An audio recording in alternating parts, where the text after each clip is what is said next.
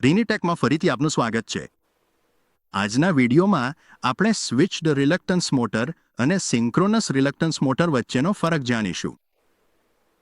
જો તમે આ ચેનલ પર નવા હો તો લાઇક બટન અને સબસ્ક્રાઇબ બટન દબાવવાનું ભૂલશો નહીં। સાથે જ બેલ આઇકન પણ દબાવો જેથી તમે એન્જિનિયરિંગ અને ટેકનોલોજીની કોઈ નવી માહિતી ચૂકી ન જાઓ। સ્વિચ્ડ રિલક્ટન્સ મોટર અને સિંક્રોનસ રિલક્ટન્સ મોટર વચ્ચેનો ફરક ચર્ચા કરતા પહેલા ચાલો પહેલા સમજીએ કે બંને મોટર ઘણી બાબતોમાં ખૂબ જ સમાન છે। બંને મોટર કાર્યક્ષમતા અને પ્રદર્શનમાં ઇન્ડક્શન મોટર કરતાં શ્રેષ્ઠ છે। બંને મોટરમાં મેગ્નેટ વગર અને કોપર વગરના રોટર હોય છે। સ્વિચ્ડ રિલક્ટન્સ મોટર અને સિંક્રોનસ રિલક્ટન્સ મોટર બંને મુખ્યત્વે વેરિયેબલ રિલક્ટન્સના એ જ સિદ્ધાંત પર કાર્ય કરે છે। એટલે કે ફેરોમેગ્નેટિક સામગ્રીથી બનેલા રોટર સ્ટેટર કોઇલ્સને એનર્જાઇઝ કરવામાં આવે ત્યારે ઓછામાં ઓછી રિલક્ટન્સના માર્ગ પર સ્થિત થાય છે। આટલી બધી સમાનતાઓ હોવા છતાં બંને મોટર વચ્ચે કાર્ય, ડિઝાઇન અને ઉપયોગમાં ફરક છે। ચાલો એસઆરએમ અને એસવાય-એનઆરએમને બાજુબાજુમાં સરખાવીએ। અહીં સ્વિચ્ડ રિલક્ટન્સ મોટર અને સિંક્રોનસ રિલક્ટન્સ મોટર, જેને આગળ એસઆરએમ અને સિન્ડ્રમ કહેવામાં આવશે, વચ્ચેના એકાંતરિક તફાવતો છે। 1. કાર્ય કરવાની રીત।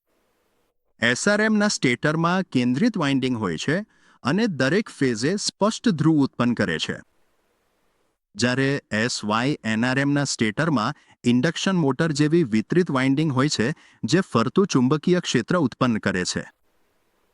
એસઆરએમમાં રોટરનું ફરવું સર્જવા માટે સ્ટેટર પોલ્સની સ્થિતિ રોટર પોઝિશન પ્રમાણે બદલવા માટે ફેઝ સ્વિચિંગ કરવામાં આવે છે। સિન્ડ્રમમાં ફરતા ચુંબકીય ક્ષેત્રના કારણે ફરતા ધ્રુવો ઉત્પન્ન થાય છે અને સિન્ડ્રમનો રોટર એ જ ઝડપે ફરે છે પણ થોડો ખૂણો પાછળ રહે છે આરએમએફ કરતાં। એસઆરએમમાં સતત ફરવું જળવાઈ રહે તે માટે રોટર પોઝિશન પ્રમાણે ફેઝ એનર્જાઇઝેશન સ્વિચ કરવા માટે પોઝિશન સેન્સર જરૂરી હોય છે, જ્યારે એસવાય-એનઆરએમમાં સમકક્ષતા ગુમાવવા ટાળવા માટે રોટર ખૂણો જાળવવો જરૂરી હોય છે, તેથી પોઝિશન સેન્સર જરૂરી છે। બીજું, રોટર ડિઝાઇન। સ્વિચ્ડ રિલક્ટન્સ મોટરમાં ખૂબ જ વિભાગિત રોટર હોય છે જેમાં ઊંચા પોલ્સ હોય છે જે ચુંબકીય ધ્રુવો અને ફ્લક્સ કન્સન્ટ્રેટર્સથી બનેલા હોય છે। તેના વિપરીત સિંક્રોનસ રિલક્ટન્સ મોટરમાં રોટર સપાટ અને સ્મૂધ હોય છે અને તે લેમિનેશનથી બનેલો હોય છે। ત્રીજું, નિયંત્રણ મિકેનિઝમ। સિંક્રોનસ રિલક્ટન્સ મોટરને અસરકારક રીતે ચલાવવા માટે જટિલ નિયંત્રણ મિકેનિઝમ અને ફીડબેક સેન્સરની જરૂર પડે છે। બીજી બાજુ switched reluctance motor feedback sensor વિના પણ ચલાવી શકાય છે, જેના કારણે તે ઓછી જટિલ બને છે। ચોથું, કાર્યક્ષમતા। સિંક્રોનસ રિલક્ટન્સ મોટર ખૂબ જ કાર્યક્ષમ હોય છે, જેને 99% થી 98% કાર્યક્ષમતા માટે ડિઝાઇન કરી શકાય છે। તેના વિપરીત સ્વિચ્ડ રિલક્ટન્સ મોટરની કાર્યક્ષમતા ઓછી હોય છે, સામાન્ય રીતે 80% થી 99% વચ્ચે। પાંચમું, પાવર ફેક્ટર। સિંક્રોનસ રિલક્ટન્સ મોટરનું પાવર ફેક્ટર ઊંચું હોય છે, જે પાવર સિસ્ટમ માટે લાભદાયી છે। સ્વિચ્ડ રિલક્ટન્સ મોટરનું પાવર ફેક્ટર નીચું હોય છે, જેના કારણે પાવર ક્વોલિટી સંબંધિત સમસ્યા ઊભી થઈ શકે છે। છઠ્ઠું, ટોર્ક રિપલ।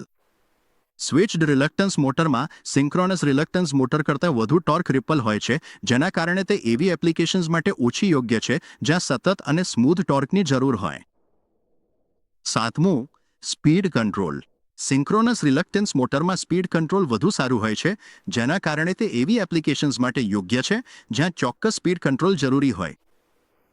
તેની સામે સ્વિચ્ડ રિલક્ટન્સ મોટરમાં સ્પીડ કંટ્રોલ માટે મર્યાદિત પરંતુ સરળ અને ખર્ચ અસરકારક સોલ્યુશન્સ ઉપલબ્ધ છે। નિષ્કર્ષ: કુલ મળીને સિંક્રોનસ રિલક્ટન્સ મોટર અને સ્વિચ્ડ રિલક્ટન્સ મોટર બંનેના પોતાના ફાયદા અને અવગણતાઓ છે। તેમ છતાં તેમની કાર્યપદ્ધતિ, રોટર ડિઝાઇન, કંટ્રોલ મિકેનિઝમ, કાર્યક્ષમતા, પાવર ફેક્ટર, ટોર્ક રિપલ અને સ્પીડ કંટ્રોલમાંના તફાવતો તેમને જુદી જુદી એપ્લિકેશન્સ માટે યોગ્ય બનાવે છે। વધુમાં નોંધનીય છે કે એસઆરએમ સૌથી જૂનો ઇલેક્ટ્રિક મોટર છે જે 1838માં મિકેનિકલ ફેઝ સ્વિચિંગ વ્યવસ્થાઓ સાથે વિકસાવવામાં આવ્યો હતો, જ્યારે સિંક્રોનસ રિલક્ટન્સ મોટર તાજેતરની શોધ છે। પ્રથમ સિંક્રોનસ રિલક્ટન્સ મોટર 1930માં વિકસાવવામાં આવી હતી. આ વિડીયો જોવા બદલ આપનો આભાર. આપણે આગળના વિડીયોમાં ફરી મળશું. આપનો દિવસ શુભ રહે.